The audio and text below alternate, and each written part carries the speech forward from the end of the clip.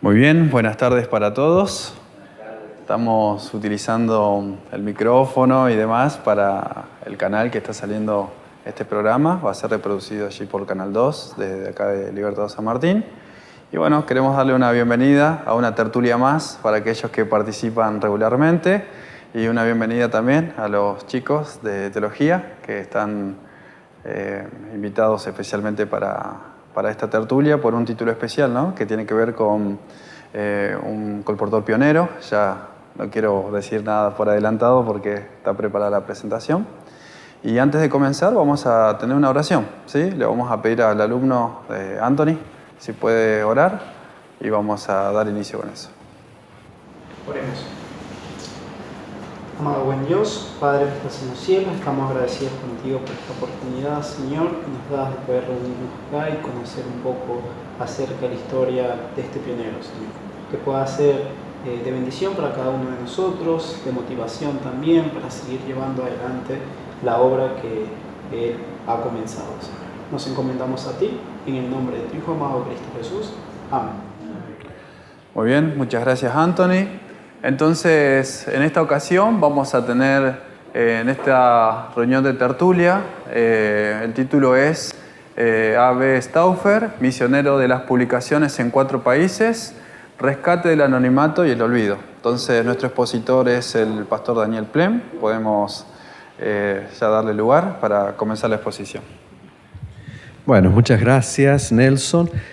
Vamos a agradecer también a Marcelo y a la gente del canal que siempre está con nosotros registrando lo que hacemos acá y de paso permite multiplicar lo que hacemos con mucha otra gente que no puede estar presente. Así que muchas gracias y bienvenidos todos.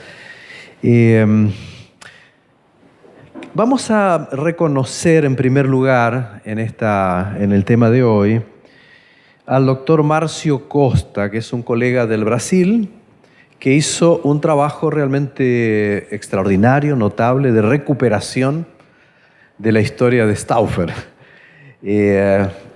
Tuvo apoyo de una de las uniones del Brasil, apoyo financiero, porque tuvo que hacer viajes a los Estados Unidos, investigar documentos originales. Dialogando con él, él me aseguró que ignoró todas las tradiciones orales, todas las cosas que habían sido publicadas en fuentes secundarias y solo se basó estrictamente en los documentos que encontraba. Así que si es verdad aquello de que la historia se hace con documentos, tenemos ahora una verdadera historia y sobre todo tenemos información que antes no teníamos realmente, ¿no? Voy a mostrarles el libro del doctor Márcio Costa. Bueno, se titula Augusto Baer Stauffer, el primer misionero adventista en el Brasil. En portugués, ¿no? Pero bueno, lo vamos a presentar aquí en castellano. Bien, lo interesante es que de Stauffer no sabíamos bien ni su nombre, porque con esto de A.B. Stauffer algunos pensaban que era Alberto. Y es bien interesante, porque incluso nosotros en nuestros artículos, en los libros que publicamos, hasta en el centro histórico, él es Alberto, pero resulta que nunca fue Alberto. Así que bueno, en los últimos 50 años se lo conoció equivocadamente como Alberto Stauffer, pero nadie sabía ni dónde había nacido, ni cuándo había nacido, ni qué había sido de su paradero, dónde había muerto, dónde había sido sepultado, nada. Yo decía en la radio y con la gente del Canal 2 que nos daba hasta un poco de vergüenza porque nos preguntaban y no teníamos una respuesta para dar. Hasta esta investigación de la cual hice referencia. Lo que sí vamos a decir que en el Brasil entonces se lo conoció ya después correctamente como Augusto Baer Stauffer, aunque originalmente en sus documentos él es Augustus Baer Stauffer. Un colportor, misionero, pionero. Nosotros pusimos allí misionero en 4 países, diría pionero en 3 de esos 4 países. Y él es natural de los Estados Unidos y de origen menonita. Ya esto nos obliga a hacer un pequeño paréntesis y decir que los menonitas surgieron por 1540 de un tal Menno Simons, y ellos provienen de ese movimiento conocido como anabaptistas, que surgió probablemente en Suiza, en Zúrich, Suiza, entre 1521 y 1525. Y vamos a recordar que de los reformadores del siglo XVI, los anabaptistas y los menonitas no eran de los llamados reformadores magisteriales que contaban con el apoyo del Estado y demás, sino que ellos eran llamados reformadores radicales, en el sentido de que ellos buscaban una iglesia más bíblica, libre de los poderes seculares, con liderazgo laico, y en general eran hombres sencillos, simples, incluso de un conocimiento limitado. Bien, hubo, como muchos saben, una inmigración importante en algún momento de menonitas de Europa a los Estados Unidos, particularmente a la zona de Pensilvania. Entonces ustedes ya tienen ahora el origen de Stauffer. Bien, los Stauffer eran en realidad de origen suizo-alemán, ¿no? Descendientes en realidad en el pasado de un tal Federico Hohenstaufen. De ahí en algún momento va a derivar en Stauffer, pero ese era su origen. Naturalmente, en el libro, Marcio Costa hace toda la trayectoria de esta gente desde Europa a los Estados Unidos, pero nosotros necesitamos resumir para decir que hubo un matrimonio de un tal Jesse Stauffer que se casó, miren, 1844 con Elisa Baer, y ellos fueron entonces los padres de Augusto Stauffer. ¿Qué eran ellos? Agricultores, básicamente. Así que Augusto Baer Stauffer nace el 28 de agosto de 1859. Eso ya está claro y establecido, ¿no? Bien, en 1890, miren qué año, para aquellos que recuerdan la historia del adventismo aquí en Sudamérica, es el año de la llegada de Jorge Riffel, ¿verdad? En 1890 muere Elisa Baer Stauffer y a las pocas semanas muere Jesse, es decir, queda él sin padres. Soltero, además, todavía, y lo fue por bastante tiempo. Así que, bueno, era un candidato para emigrar digamos, no estaba atado a ninguna cosa, así que tenía la facultad de emigrar, ¿no? Vamos a decir, en todo caso, para aquellos que no conocen tanto la historia de los menonitas, que ellos valoraban mucho la vida rural, o sea, les gustaba mucho vivir en zonas de campo, cultivar la tierra, vivir en comunidad, vivir de una manera modesta y simple. Esa era la característica. Probablemente eso define a Augusto Stauffer en muchos sentidos, ¿no? Bien, decía que Jesse Stauffer, él vivía cerca de Sionville, ahí en Pensilvania. Quiero decir que ellos vivían muy cerca de los padres de Elwin Snyder y hasta probablemente eran parientes. Ya, por ahora eso no les dice nada a la mayoría, pero ya vamos a ir atando cabos. Quien acepta el adventismo en primer lugar fue Snyder. Se hace adventista y él comienza a colportar y muy pronto Augusto Stauffer se une al equipo de colportaje de Snyder. ¿Ya? Bien, vamos a recordar entonces que Snyder y Stauffer fueron invitados en algún momento por la Junta de las Misiones Extranjeras de la Asociación General para emigrar a América del Sur como obreros de sostén propio, o sea, como colportores. Hay un personaje bastante enigmático, por otra parte, un tal Chadwick, del cual habrán escuchado hablar porque anduvo por estas tierras en algún momento, ¿no? Bueno, él estaba conectado con la obra para Sudamérica y entonces Chadwick comenzó a contactarse con buenos colportores de los Estados Unidos para mandarlos a América del Sur.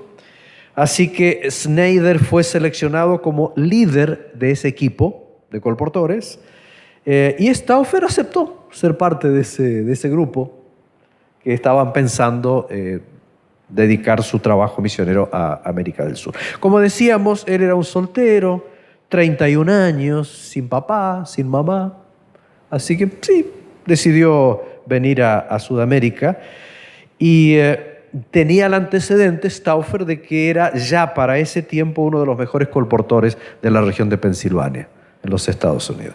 Es como a veces ocurre en otros lugares también. Cuando hace falta abrir obra, uno piensa en recursos que han demostrado ya cierto éxito, por decirlo de alguna forma.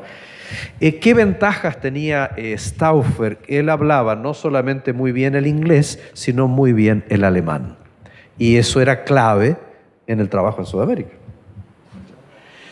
Voy a adelantarme a decir que entonces, si queremos definir a Stauffer América del Sur, él fue el colportor por excelencia entre los alemanes en América del Sur, tanto en Argentina como en Uruguay como en el Brasil. ¿Ya? Eso es básicamente Stauffer. Bueno, pero vamos a lo puntual.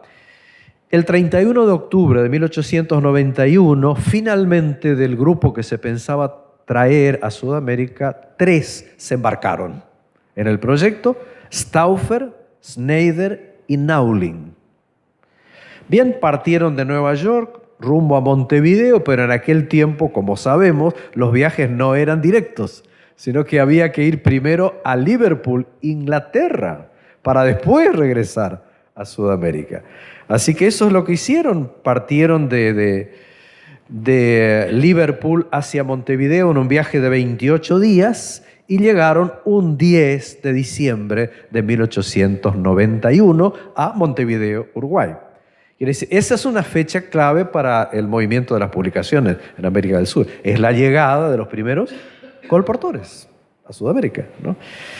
Rápidamente ellos se trasladaron a Buenos Aires y desde ahí en adelante fue la gran búsqueda, a veces hasta frustrada, de inmigrantes, porque ellos solo podían trabajar entre inmigrantes por 2 razones bien básicas. Una es que ellos no hablaban el español y la otra razón básica es que no había publicaciones en español. O sea, más argumentos no hacen falta.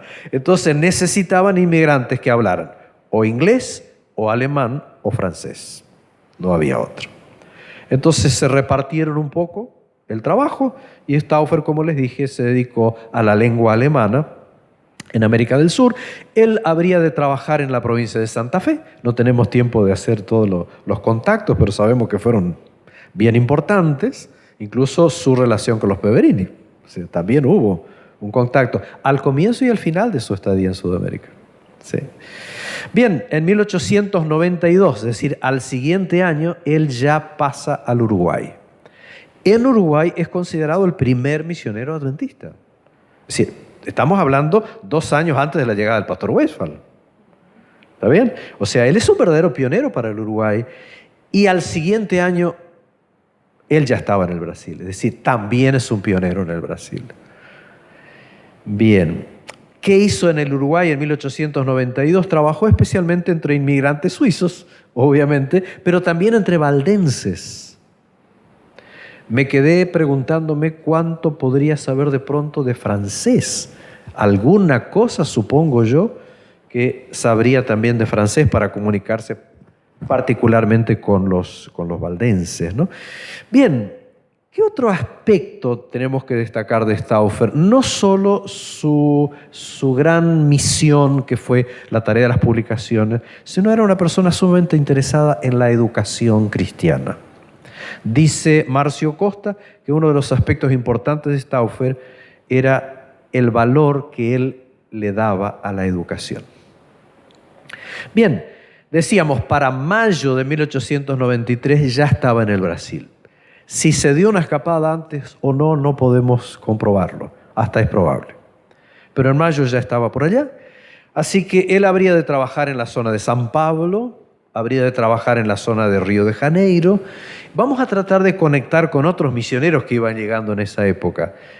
En el mismo año en que llegaba a estas tierras el pastor Westphal, llegaba también al Brasil el pastor Graf, H.F. Graf, que fue el primer pastor que habría de dedicar su tiempo definitivamente al Brasil, ¿no?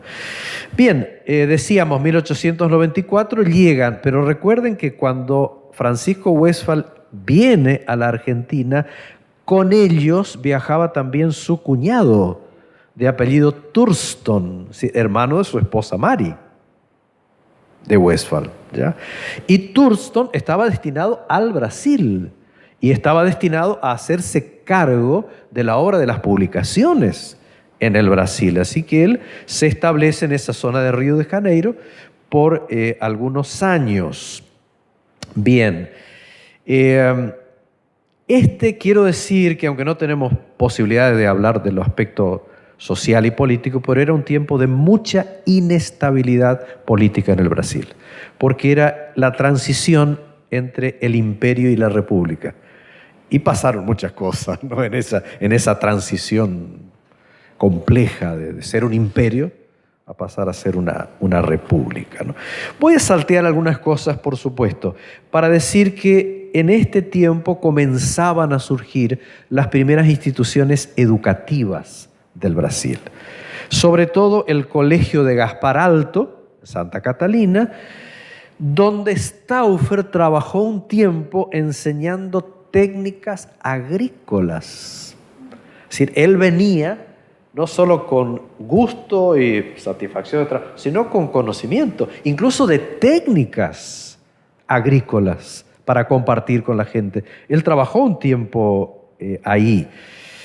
¿A quién más podríamos mencionar? Bueno, la llegada de F.W. Spies, o Spies, no sé bien cómo se pronuncia, que llega en 1896, el profesor John Lipke, que llega en ese mismo año también y trabaja en la obra educativa. Después de Gaspar Alto viene el colegio o la escuela de Tacuarí, bien importante también.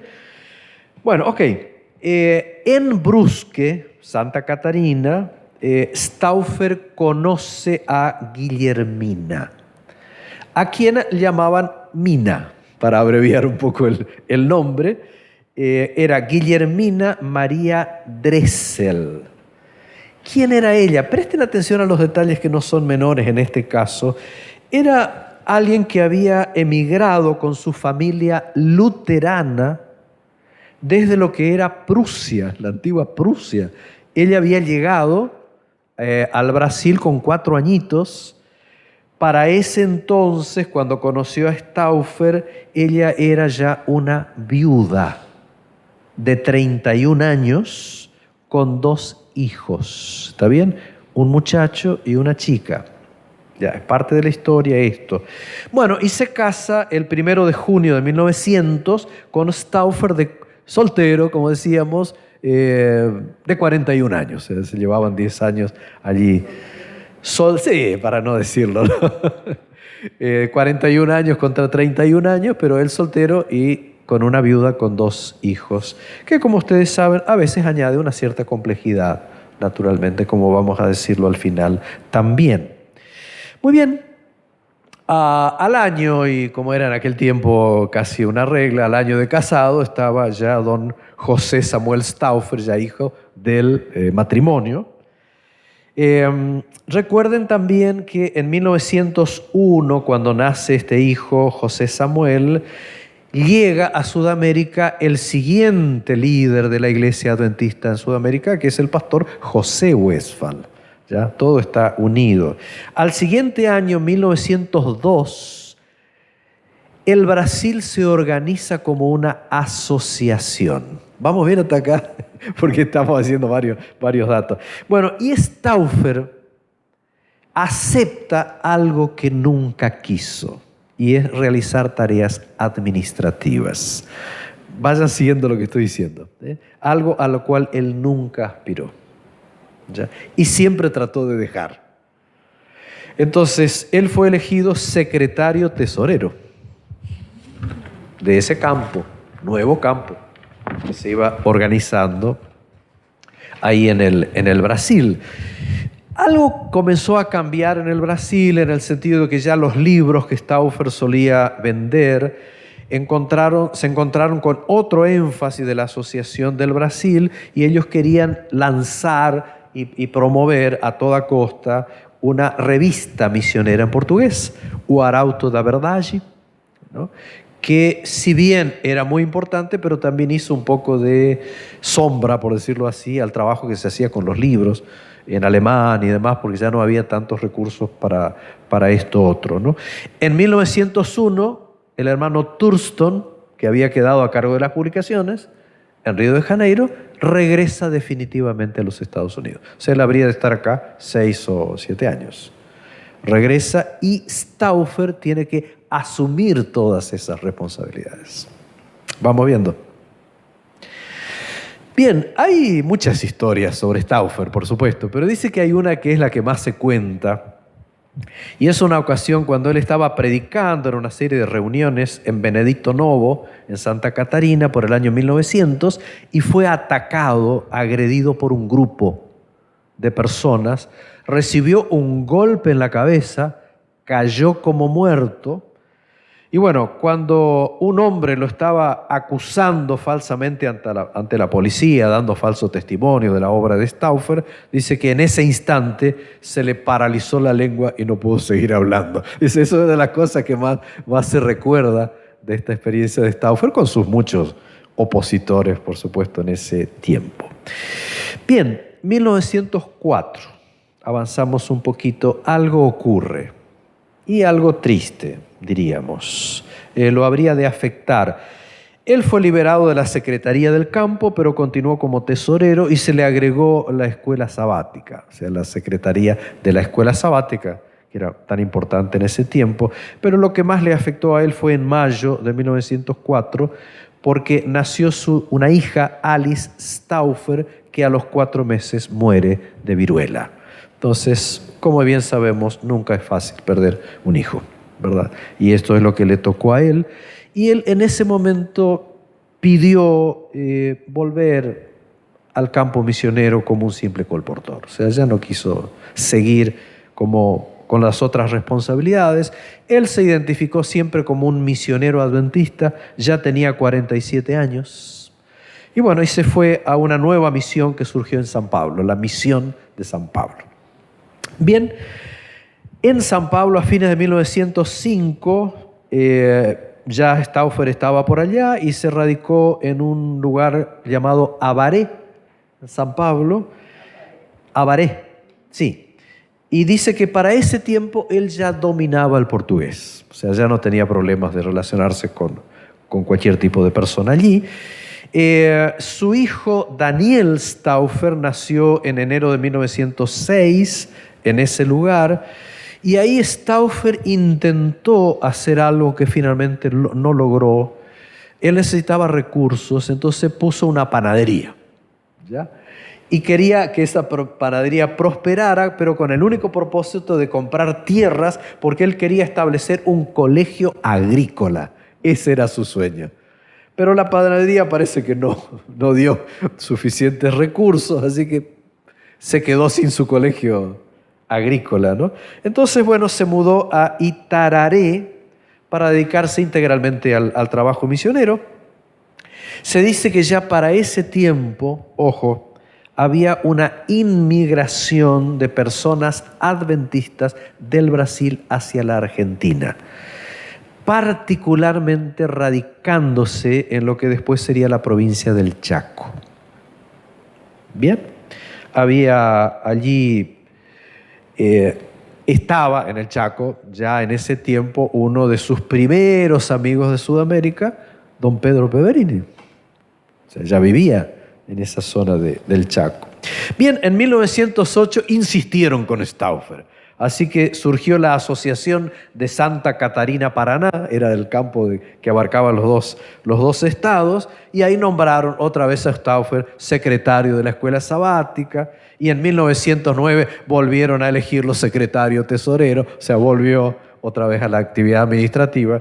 Bueno, cuando se inició la Asociación Paranaense, Stauffer quedó como secretario tesorero de ese nuevo campo. Y bueno, recordemos que en 1911 se organiza finalmente la Unión Brasilera. Bien, a fines de ese año Stauffer dejó ese trabajo que nunca quiso. A él le atraía, como ya dije, más la vida en el campo, la vida simple, mucho más que las responsabilidades y complejidades administrativas que realmente no eran lo suyo, ¿no? En 1912 volvió a ser colportor y nada más, es lo que él quería.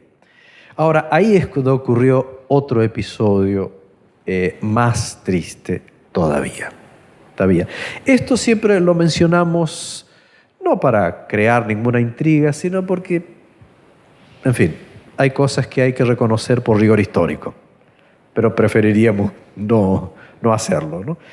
¿Qué pasó ese año? Ocurrió que una de las ahijadas, o sea, la ahijada de Stauffer, hija de su esposa, de su primer matrimonio, se enredó con un obrero casado de la Asociación Paranaense, que incluso a la chica, que aparentemente era menor de edad,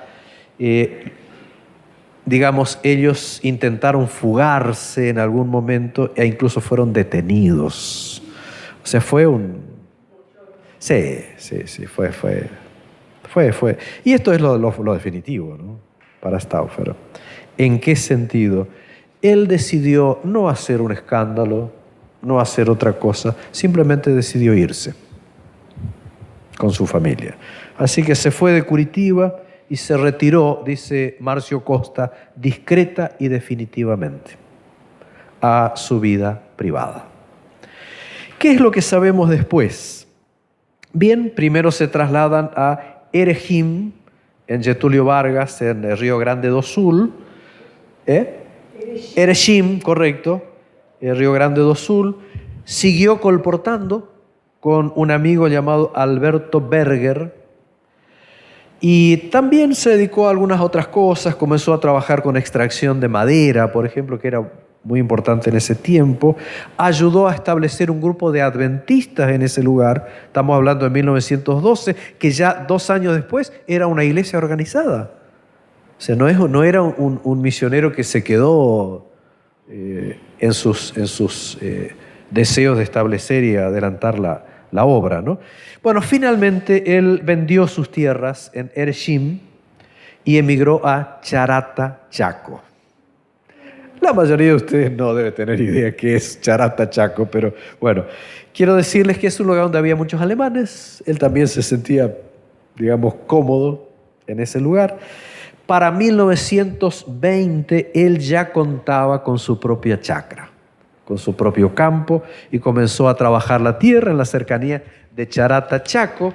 Hoy es una ciudad, no piensen que era una ciudad en aquel tiempo, porque Charata había sido fundada 5 años antes, así que yo imagino que habrá sido un caserío y no mucho más que eso. No había iglesia, obviamente, en ese lugar. El contacto más cercano que había era cruzando el campo. A unos 70 kilómetros estaba la ciudad de Villa Ángela, donde estaba en ese tiempo un notable hermano adventista, don Daniel Peverini, hijo de don Pedro Peverini, del cual no podemos hablar, y ya hubo toda una tertulia para hablar sobre esto a cargo del doctor Alberro. Bien, así es la vida final, o el trayecto final de la vida de Stauffer. Dice que en la tarde del 25 de junio de 1926, es decir, solo 6 años después de haber conseguido su chacra, él murió a los 66 años. Augusto Baer Stauffer descansó de sus tareas como él había elegido, es decir, viviendo en sus tierras, cultivando, educando a sus hijos y predicando el mensaje adventista. Es bien interesante esto. Todos sus hijos hablaban y escribían bien el alemán, el inglés, el portugués y el español. El interés en la educación de la familia estaba clarísimo. 2 años después de la muerte de Stauffer, 1928, hubo 13 bautismos en Charata, Chaco, y se organizó una iglesia adventista en Charata, fruto también de todo este trabajo. Sus hijos sin embargo, todos ellos solteros todavía decidieron no permanecer en el Chaco, en la Argentina, y decidieron regresar al Brasil, donde habían vivido antes. Vendieron las propiedades, regresaron a la zona de Erechim, Río Grande do Sul, donde habían vivido. Bien, así es como Augusto Stauffer salió de escena sin llamar la atención y vivió en el anonimato. Por eso el título que habíamos querido poner un poco es Rescate del anonimato y del olvido. Anonimato que él de alguna manera había elegido como su estilo de vida, ¿no? Bien, ¿qué dice Marcio Costa sobre el legado de Stauffer? Dice cosas muy lindas después de haber hecho su investigación. Dice que él era una combinación de un gran sentido de misión y una gran valentía personal. Creo que sí. Dice, nunca anheló cargos. Su llamado, él sentía el llamado para la obra de difusión de las publicaciones. Sentía que ese era su ministerio. Dice Marcio Costa, el legado de Augusto Stauffer para la Iglesia Adventista del Séptimo Día en el Brasil es inconmensurable. Es una palabra cargada de sentido, ¿no? De Stauffer. Bien, sobre todo se rescata o se va a apreciar su interés por la educación y su interés por la expansión de las publicaciones en portugués. La familia se estableció en Río Grande do Sul y se dedicó a la extracción de madera, a la agricultura. Toda la familia siguió firme en la iglesia adventista, colportaban, daban estudios bíblicos. Finalmente, Guillermina, ¿recuerdan a Guillermina?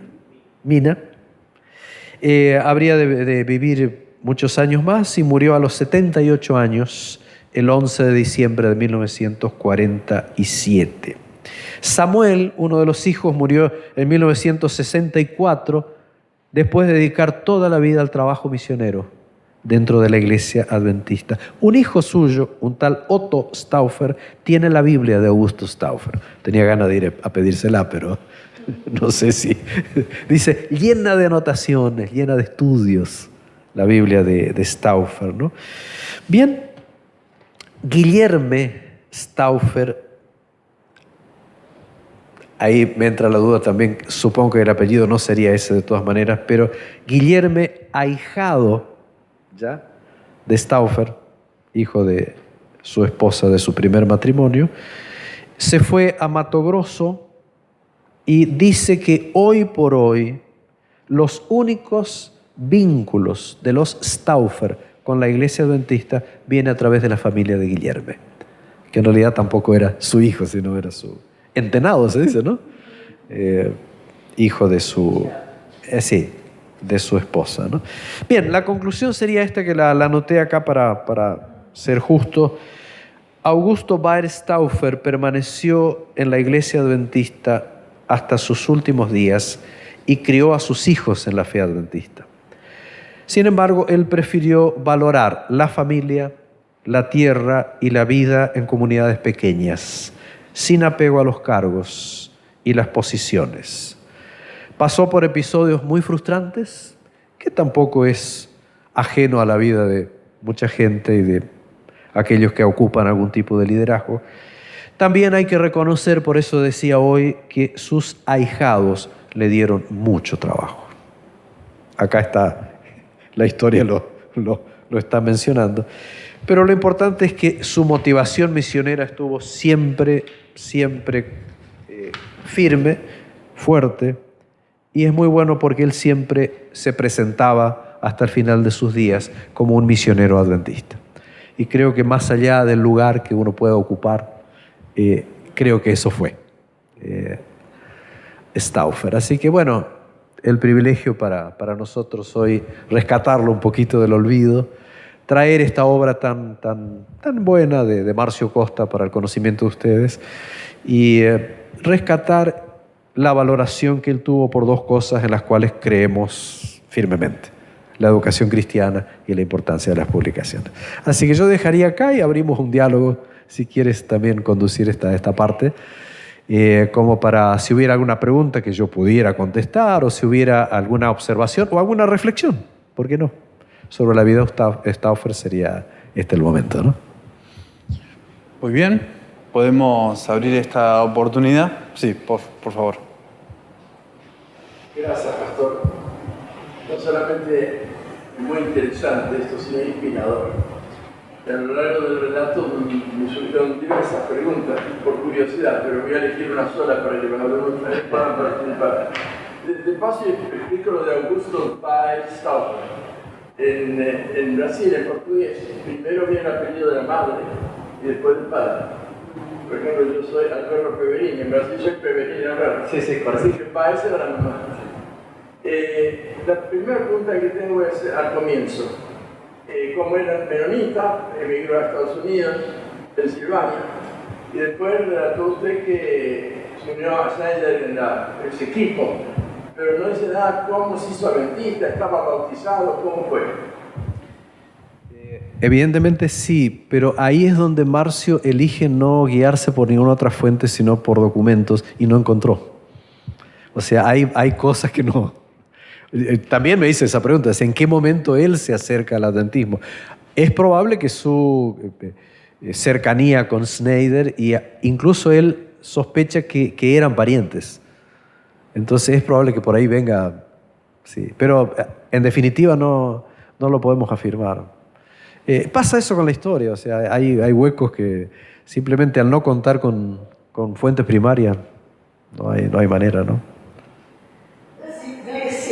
En el sur de Brasil, que tenían mucha influencia alemana, tenían una separación, eran, digamos, los alemanes tenían la iglesia y aparte los demás. No era hasta un tiempo que entonces los obligaron a unirse, ¿no? Pero interesante cómo eran segregados. Sí, indudablemente. Sí. Pero bueno, él justo fue muy útil para trabajar entre los alemanes por su dominio del idioma, ¿no? Claro. Y le costó, como a todos los demás, aprender el portugués bien y poder trabajar, ¿no? Sí, es verdad. Sí. Sí, mi inquietud es que en 91, a fin de 91 llegó a Buenos Aires. Sí. Y que en 92 fue que estuvo acá en Argentina y Santa Fe. Sí, y en ese mismo año fue al Uruguay. O sea que al principio del 92 puede ser que le vendió el conflicto de los siglos a los Mangol allá. Exactamente. O sea, con Stauffer probablemente se hayan originado iglesias en la Argentina. Y él trabajó unos meses en la Argentina. ¿No es cierto? Porque si ya en el 92 ya estaba en el Uruguay, y él llegó en diciembre del 91, o sea, fueron meses. Pero, por ejemplo, los Mangol, de hecho, y la gente que después fue a Colonia Malvertina, los Barrau o Barró, ¿no? Que es probable que el primer Barró que conoció el adventismo haya sido por un libro vendido por Stauffer. O sea, estoy diciendo para aquellos que no conocen, conectando con el otro libro que habíamos escrito sobre las primeras iglesias, estamos hablando de iglesias, ¿no? Iglesia en la zona de San Cristóbal, Santa Fe, iglesia en la zona que fue la primera de Colonia Malvertina, la primera iglesia de la provincia de Córdoba, ¿no? O sea que él es como que sembró publicaciones que después darían paso a iglesias directamente, no solo conversiones individuales. Sí, es bien interesante eso. Sí. Muy bien, gracias por los aportes. ¿Alguno de los chicos? ¿Alguna reacción? ¿Alguna reflexión? ¿Alguna pregunta a partir de lo expuesto? Yo pregunta en sí no, sino más bien resaltar un poco, sabes que como teólogo, como nosotros estudiantes de teología, recibimos un llamado de Dios, pero creo que también como colportor, como llevador de ese mensaje, ¿no? también se recibe cierto llamado. Y la convicción, la fuerza que tenía él por ejemplo no quería ningún cargo administrativo, como estábamos diciendo, pero en esa convicción de haber escuchado la voz de Dios, él siguió, a pesar de que no era lo que quería. Y no solo una vez, sino que lo volvió a repetir, y no solo en ese cargo, sino en otro, y cargos repetidos y demás, incluso después de haber perdido a un hijo, que no me imagino, no logro comprender el sufrimiento que habrá pasado, pero nada, resaltar eso, la convicción que él tenía, que no muchas personas hoy en día pueden llegar a tenerlo. Y vemos reflejado eso en luego todo lo que desencadenó, como iglesias que tal vez él ni registro hubiera tenido acerca de una iglesia que se levantó, tal vez gracias a él. Muy bien, si hubiera alguna más. ¿Estamos? Bueno, pastor, hacemos el cierre entonces. Sí, cómo no. Vean ustedes que donde él pasaba es como que iba dejando iglesias. Que sí, claro, Charata es el caso último. Digamos, 2 años después que él se fue, aparece una iglesia, ¿no? Alguna vez habría que hacer una tertulia sobre la iglesia de Charata, con sus idas y venidas, porque tiene toda una historia larga y compleja, con muchas congregaciones, ¿no? Pero una zona interesante. Hasta me dieron ganas de ir a Charata. Sí. Quiero comentar o preguntar algo. Aquí sabemos bien Crespo, es el origen, Westphal, ¿sí? Yo soy uruguayo. Para el adventismo en Uruguay, Colonia Valdense, o sea, es la cuna del adventismo. Pues Stauffer sería el Westphal de allá. No, yo creo que Stauffer fue lo que fueron acá también. O sea, vamos a ser honestos, sin desmerecer a nadie, ¿no es cierto? El pastor Westphal hizo una obra extraordinaria, pero fue una obra de cosecha. O sea, acá también. O sea, el patrón de penetración del adventismo en Sudamérica es, en algunos casos, como en el Brasil, las publicaciones sin nadie, publicaciones enviadas por barco que llegaron. Pero después vienen los misioneros llamados laicos, que a mí me gusta hablar más bien de sostén propio, ¿no es cierto? Como Jorge Riffel. Pero al siguiente año ya estaban los 3 colportores acá. Ellos hicieron la siembra que después Westphal vino a cosechar. Es cierto que él también sembró y organizó, le dio forma institucional, pero básicamente fue una tarea de cosecha. Más de una vez hemos dicho que la tarea de los misioneros de sostén propio, ya sea Riffel o ya sean los colportores, dieron todas las personas que Westphal nucleó como iglesia. Nosotros hemos llegado a la conclusión de que casi todos los integrantes de la primera iglesia adventista en Crespo, que llamamos Crespo Campo, ya estaban identificados con la iglesia antes que viniera Westphal. Los Riffel solían contar, los nietos del pionero solían contar que lo que hizo Westphal fue darles certificados de bautismo a personas que ya estaban bautizadas.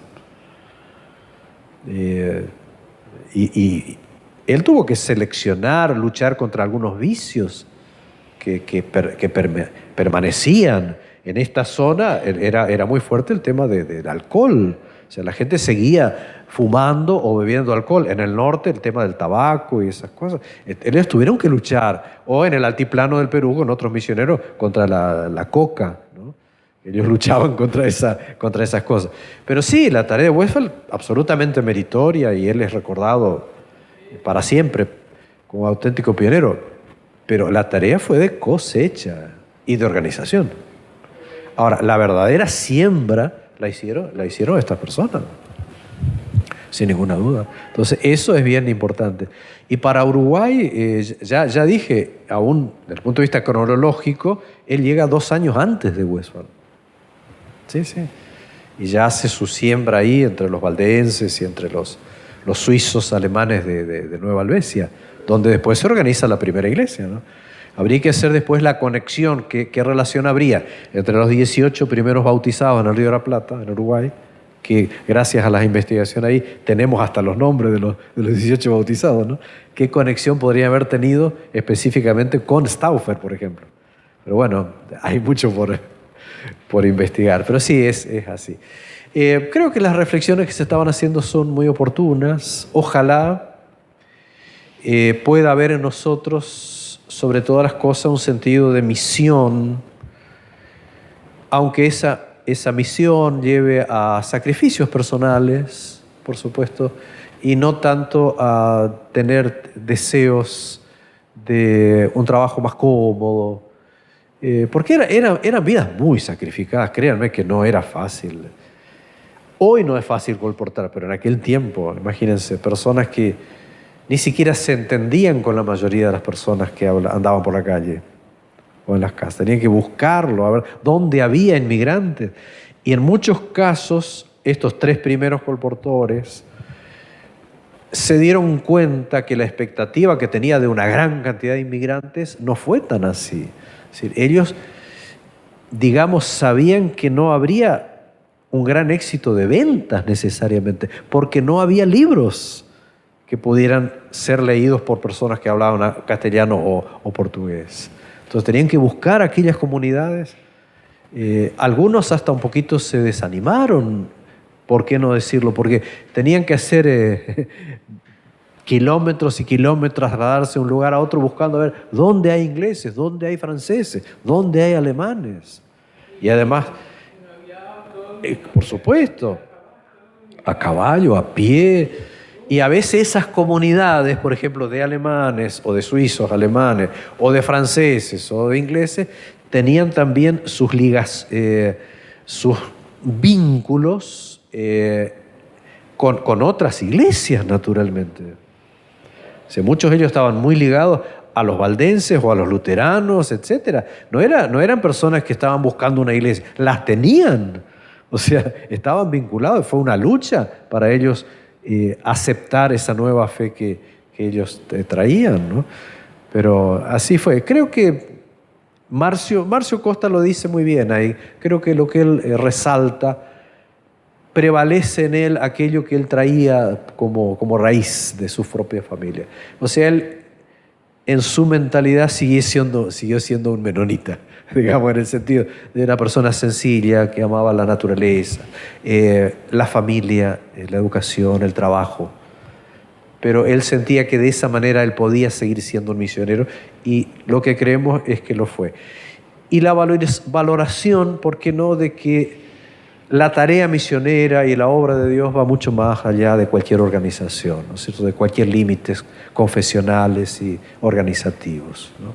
Sin criticar ninguna organización, hay gente que puede trabajar fuera de ese sistema y considerarse auténticos misioneros adventistas, ¿no? Sí. Me permito aclarar que los que ocupaban cargos administrativos en aquellos tiempos de sacrificio con pocos recursos no estaban en oficinas, escritorios, caminaban en el campo. Ah, también sí. sí. Pero los colportores más todavía, sí. Bueno, muchas gracias a todos, ha sido un placer. Si quieres cerrar.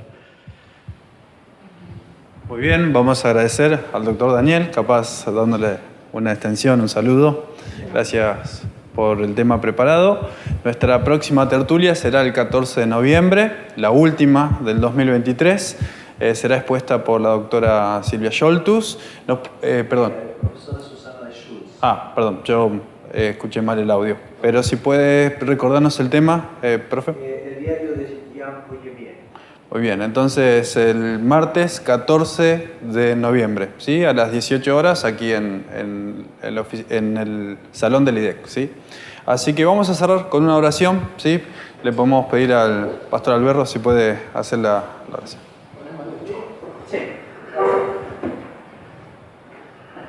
Nuestro buen Dios y Padre Celestial, en este hermoso atardecer que nos habla también de tu amor, sentimos el deseo de reconsagrarnos a ti, que nos puedas usar como instrumentos a cada uno según nuestras posibilidades, pero tú todo lo puedes, Señor. Al escuchar esta historia tan inspiradora. Gracias por el trabajo de nuestros hermanos, pioneros que ya descansan, y Ayúdanos, Señor, por influencia del Espíritu Santo, si lo permitimos, a seguir su ejemplo y sobre todo a tratar de imitar el ejemplo supremo del gran misionero del partidario que fue nuestro Señor Jesucristo. En su precioso nombre oramos. Amén.